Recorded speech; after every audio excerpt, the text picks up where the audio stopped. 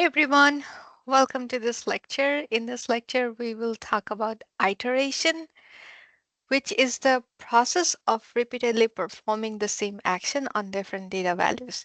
And in Python, we use loop controls to facilitate iteration. So let's say we have a defined set of codes for our data, and then via iteration, we can use a Python loop to fit each element in our dataset one by one through these steps. And sometime we may want to specify that we want the iteration process to continue until a predefined condition is met. If that condition is met, then we are good and we will stop the iteration. In Python, we have two commonly used loop structure. One is for loop and the other one is while loop. Here you can see the basic structure of a for loop. So a for loop allows us to execute the set of code or the set of action on each item in a sequence. This sequence can be lists, tuples, or strings. And within this loop, we go through each item and then we check if this is the last item. If it's not the last item, then we execute the code on that item and then again move on to the next item. But if is the last item, if the last item in sequence is true, in that case the loop stops.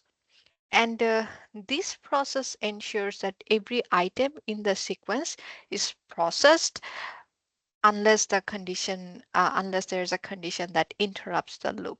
For example, a break statement.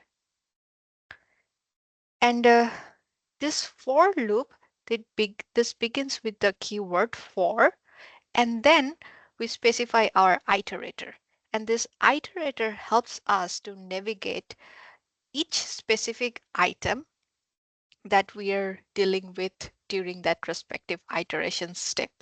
And this iterator name can be anything you want it to be. Typically, we put an I to represent the iterator name. And next, we specify that this iterator will be iterating in the following sequence. And after that, we specify the sequence data structure that we want to iterate with. And this sequence data structure can be a list, a tuple, string, and sometimes we also use a range function to iterate over a list of numbers within the for loop. And this range function, this is a built-in function. It will take a start, stop, and a step value and return an immutable sequence of numbers. So within this range function, if you do not provide a start value, it defaults to 0. If you do not provide a step value, it defaults to 1. And the start number is always included and the end number is always excluded. So you can go to this link to learn more about the range function. And here you can see some example of using range function and also our first example for the for loop. So here, what I'm saying, like for each item I in range 1 to 10, print all of those item I. And here, if I run the code, so here within the range function, 1 is the start value and 10 is the stop value. And it's printing 1 through 9 because 1 is included and 10 is excluded. Now, as I mentioned, this iterator I, we can name it anything we want it to be. So instead of using I, we could have said like for each item in range 1 to 10, print each item. That would have returned the same output here. Now within the range function, if we only provide one value, that represents the stop value. In that case, the start and step value will default to 0 and 1. So for example, here I'm saying like for each number in range 5, print the number, and it's printing from 0 to 4. Then here in this one, we are saying like we are providing a fully elaborated range function. So in this case, the start value is 20, the end value is 100, and the step value is 10. And with this for loop, we are printing all the values between 20 to 100 with a step value of 10. Now we can use this for loop to iterate over a list. For example, here we have a list of cities that contains 5 items, and we can iterate over each item. So essentially we are telling here for each city in the list of cities, print the city name. And here you can see it's printing the message for all the items. What if we want to iterate over multiple lists within the same loop? In that case, we can use the range function, which will allow us to iterate through the list based on their index values. For example, we have two lists. The first one is a list of cities. The second one is a list of population for those respective cities. Each of these lists have 5 items.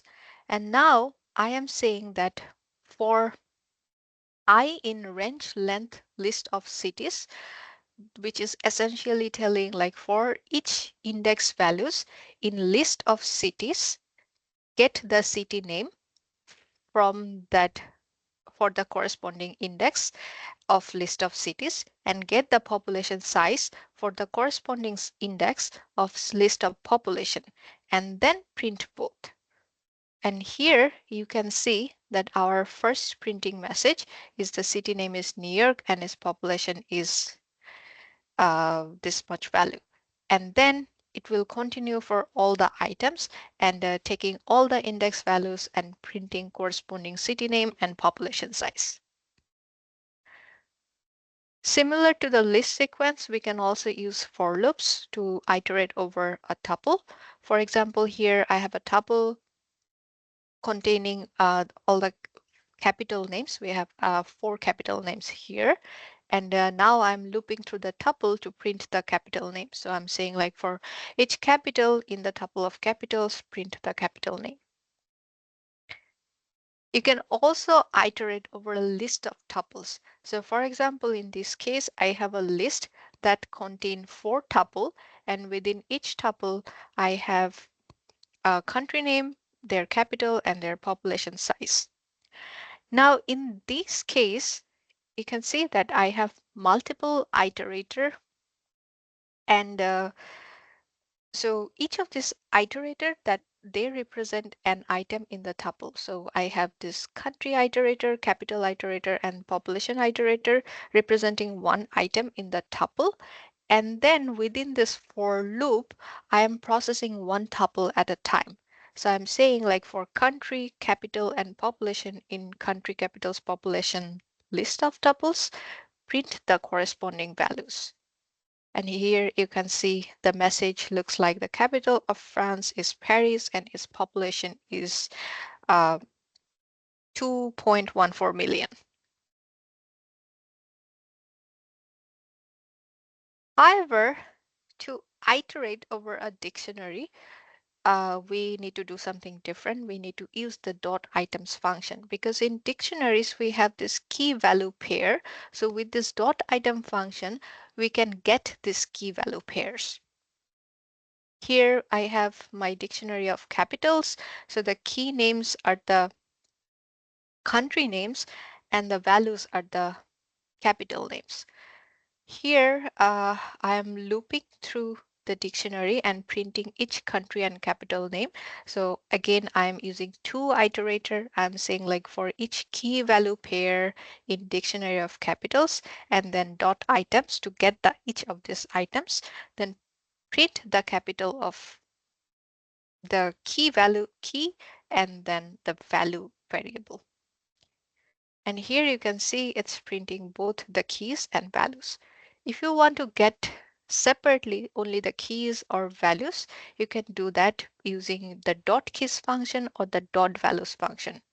For example, in our case, the keys represents the countries. If we only want to print the country name, here you can see I'm like, instead of saying dot item, I'm just putting dot keys. And it's printing only the country name. If I only want to print the values, which is the capital name in our case, you can see that I'm using this dot values function and it's returning the capital name. Similarly, you can also iterate over a string if you want to like get each character at a time, but we do not use that much.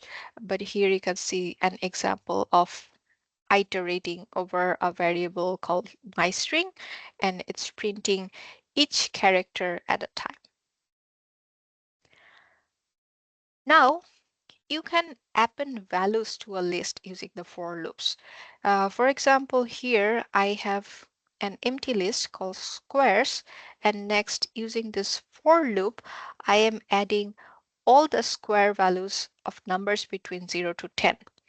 So I'm saying like for all the numbers in range 11, get their squares by I to the power 2 and then append them to the squares list. So here you can see the list. Now you can get the same result using a single line. These single lines are called list comprehension, and we will use this very frequently in this class because that makes a code more concise and more readable. So the same code, if written in the list comprehension form, it would look like this. So here we have the square list, then within the square brackets, first we put the action code that is item to the power 2 to get the squares. Then we provide the for statement. So we are saying like for each item in range 11, perform this action. And if I print, it will return the same list. Within the list comprehension, if you want, you can also add a conditional statement. For example, in this case, I want to create a list of even numbers. So I am saying for each number that is I within range 1 to 21, include it into the list if the remainder of I divided by 2 is equal to 0, which means it's an even number. And now we can see the list printed here. If we have both if-else statement, in that case, we provide the statement first and then the loop controls. For example, I already have a list of numbers here, and I want to replace the negative values within this list with zeros. So here, I'm saying that include that number if number greater than equal to 0, otherwise add a 0 for all the numbers in numbers. And here you can see the updated process list. So all the negative values are now replaced with a 0. So next we're going to talk about while loops. Using while loops, we can repeatedly execute a set of actions as long as a specified conditions are met. So in for loops, we run the action code for all the items in a sequence, but while loop only continues until the conditions are met, are no longer met. So here again, the while loop starts with the term while, and then we put the condition that determines when the loop should continue. And then we enter the loop. So here, first we enter the loop and then we test the condition. And if it's true, then we execute the code inside the loop. Once we're done, we update the necessary variable and then again recheck the condition. And this will continue as long as this test condition is true. If the test condition is false, we will just stop the loop. So this allows the loop to run indefinitely until the stopping conditions are met. Now here you can see an example. So we have let's say we have a variable named I, and we want to print the value of I as long as it's less than 10. So let's say first we initialize the variable with a starting value of 3, and then we are starting our while loop, and this is our condition. We are telling that run this loop as long as I less than 10, and then we are saying, okay, if it's true, then loop continues, print I, and also at the same time, like increment the value of I by 1.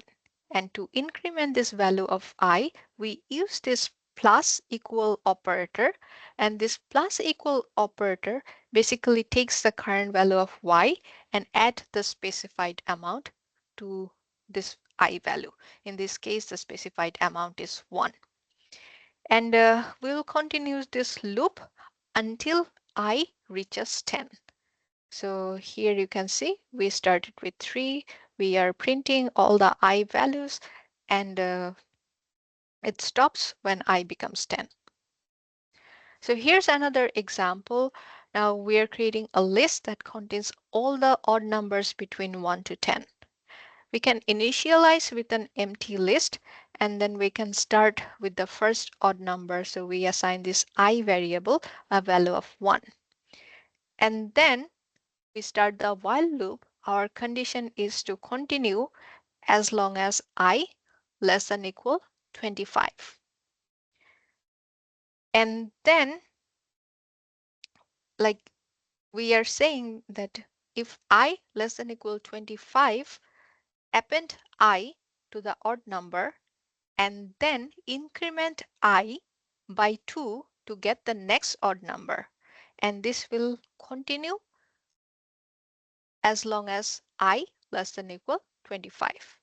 And once we are done with the loop, we are printing the odd number.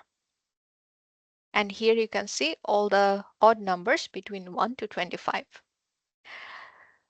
So one last thing we want to talk about is the loop controls. So loop controls help us modify the looping behavior when we want to continue, when we want to break. So there's two main statements. One is continue, then the other one is break. The continue indicates if some condition is met, loop should skip to the next iteration. Like skip that part, do not do the next steps, just move on to the next iteration. With break, we tell Python that if this condition is met, we just want to stop iterating. So here you can see an example of using continuous statement, and we want to create a list that contains first 10 multiples of 3. So again, initialize with the empty list, and then set the variable value as 3, which is the first multiple of 3. And then we are saying like while true, which means like continue this loops until the inside conditions are met, and continue this loops until like you get all the first 10 multiples of 3. How do we get that? So first we check if I is not a multiple of 3. If I divided by 3 and the remainder value of that not equals to 0, it means like it's not a multiple of 3. In that case, we increment the I value and continue. So we skip rest of the loop and move on to the next iteration. Also, we check if the length of our list, the length of multiples of 3 is equal to 10. If yes, in that case, we are done with our condition and we break the loop. If none of these above conditions are met, in that case, we make sure that yes, I is a multiple of 3, and we append it to this list. And then again, we increment the I value and then move on to the next iteration. So now Like remember in the previous lecture, we defined this classify hit index that takes a hit index value and categorizes that by risk level. So we're encountering a problem like where if a user provides a string value, it gives you an error and we didn't have the opportunity to correct that error, right? Now, break statement can be very helpful in this case. So it can repeatedly prompt the user to provide a new input until the user provide a valid numeric input. So this is the function we had. And now here, what we're doing is saying that, okay, continue this loop until the inside break conditions are met. And then we are saying try calling the function and printing the output. If it works perfectly without any error, break the loop. Except if you get a value error, in that case, print the invalid input and then move on to the next iteration. Again, in the next iteration, we'll again run the function and print the classify hit index. If it works, it will break. If not, then it will get the value error and move on to the next iteration. So let's give it a try. Say I'm providing a string input here. It's saying, okay, invalid input, try next one. Now I'm saying cold. Again, it's saying invalid input. I'm saying too hot. Again, invalid input. So now let's give actually a correct numeric number. For example, 95. See, now it stops. So it says, okay, we could run the code and print the actual risk level and advice. So now we can stop. So now we are breaking the loop. And I hope this makes sense. Please let me know if you have any question. So that's all I have for today's lecture. See you next week. Thank you.